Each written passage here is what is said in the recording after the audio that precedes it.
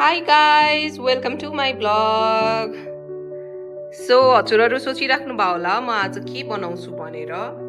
यो हाम्रो आजको इन्ग्रेडियन्ट हेर्न सक्नुहुन्छ। यो चाहिँ आज म तिलको लड्डु अनि एनर्जी बार बनाउन गइरहेछु। यहाँ मम्मी चाहिँ तिल भुटिराख्छ छ।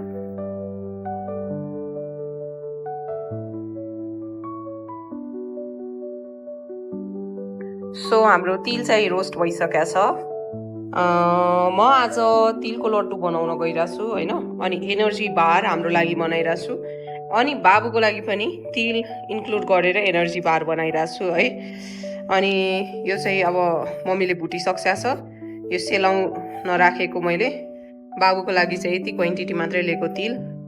अनि त्यसपछि अब यो सबै इन्ग्रेडियन्टहरूलाई हामीले रोस्ट गर्छौँ। यो चाहिँ मैले गुडलाई पहिले नै पगालिराखेको होइन, थोरै पानी हालेर राख्दा थिएँ, हल्का बोइल गरिदिएको। अब यसलाई छान्नुपर्छ। अब यो सबै भुटिसकेपछि यसलाई छानेर गर्छु। यो चाहिँ रेडी छ। अब हाम्रो मेन कुक यहाँ रोस्ट गर्दै हिँड्छ। मजाले रोस्ट गर्ने अनि यसको बोक्रा निकाल्ने।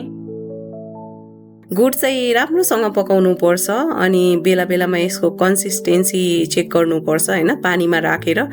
अनि यो मैले यसरी पानीमा हालेर जमेपछि चाहिँ ठिक्क भयो भनेर अन्दाज हुन्छ। अनि त्यसपछि चाहिँ यो हाम्रो गुडको सिरप चाहिँ रेडी छ तिलमा हाल्नलाई। चास्नी चाहिँ मिक्स गर्दाखेरि धेरै पनि हाल्नु हुँदैन, थोरै भयो भने पनि लड्डु राम्ररी बन्दैन। ठिक्क क्वान्टिटीमा मिलाएर हाल्नुपर्छ।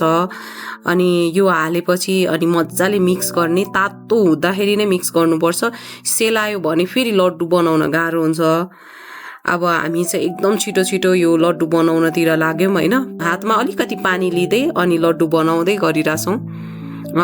यो तिलको लड्डु चाहिँ एकदम छिटो बनाउनु पर्छ, छिटो छिटो हात चलाउनु पर्छ अनि एकदम सफ्टली यसलाई बनाउनु पर्छ, नत्र बन्दैन। मम्मी त दुइटै हातले मजाले बनाउन सकिन्छ, म चाहिँ दुईटा हात युज गर्न सक्दिनँ। सो एउटै हातले बनाइरहेको छु। मम्मीले दुईटा बनाउँदा मेरो एउटा मात्रै बनिरहेछ। हजुरहरू हेर्न सक्नुहुन्छ हाम्रो तिलको लड्डु राम्रो बनिरहेछ।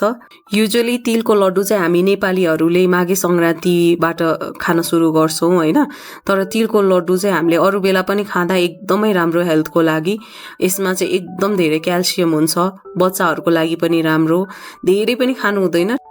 सो हाम्रो तिलको लड्डु रेडी छ। अब हामी एनर्जी बार बनाउनतिर लाग्छौँ। एनर्जी बार यो चाहिँ काजु, बदाम अनि पम्किन सीड बाबुको लागि छुट्याइसकेको छु। अनि पिनट्स,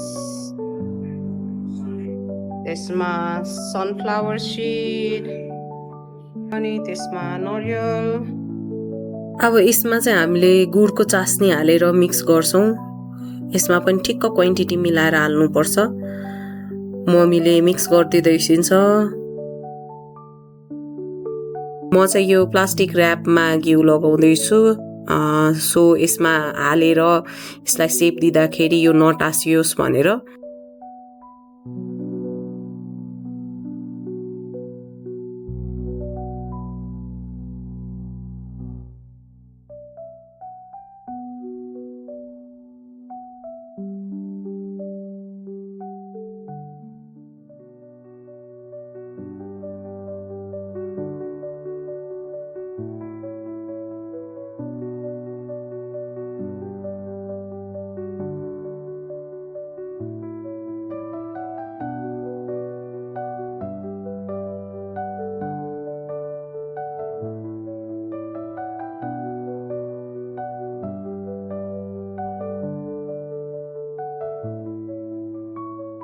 मजाले यसलाई एकनासको लेभलमा मिलाउने अनि निकालेर माथिबाट फेरि हामीले यसमा हल्का गुडको सिरप हाल्छौँ। कहीँनिर अलिकति क्रन्ची क्रन्ची फिल आओस् भनेर।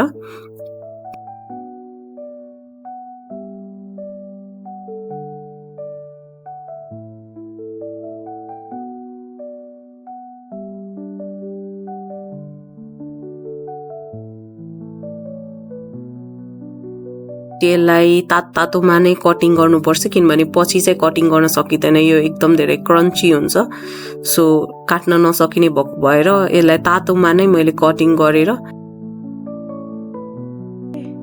हाम्रो एनर्जी बार रेडी छ मम्मी यहाँ खाँदैछ ए निकाल्नु भइसक्यो रहेछ This is energy bars. अनि त्यसपछि रकको गुडको छाक बनाइसकेको छ गाडीले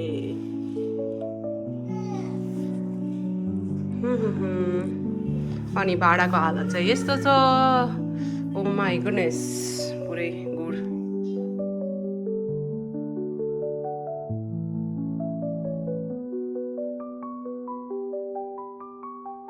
सो अब म चाहिँ बाबुको लागि बनाउनु गइरहेको छु बाबुको लागि मैले थोरै इन्ग्रिडियन्टहरू सबै राखेको थिएँ यसलाई मिक्सर गरिरहेको छु किनभने बाबु चाहिँ 16 मन्थ ओल्ड छ अनि उसलाई चाहिँ मैले धेरै यो यस्तो कुराहरू खुवाउन मिल्दैन सानो सानो बार दिन मिल्छ यसमा मैले गुड हालेँ अनि यसलाई सेपमा नर्मल एउटा बर्फीको सेपमा बनाएर अनि कटिङ गरिदिएको छु यो चाहिँ मैले बाबुलाई एभ्री डे सानो सानो एज अ चक्लेट बार जस्तै दिने हो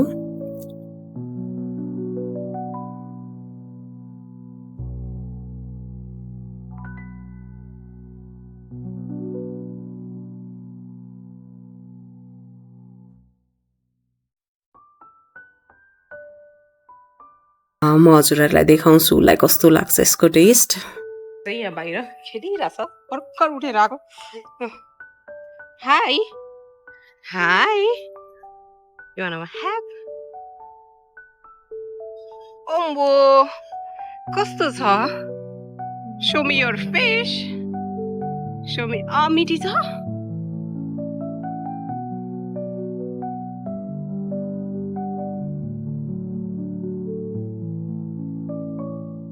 Hope you like the video. Thank you for watching.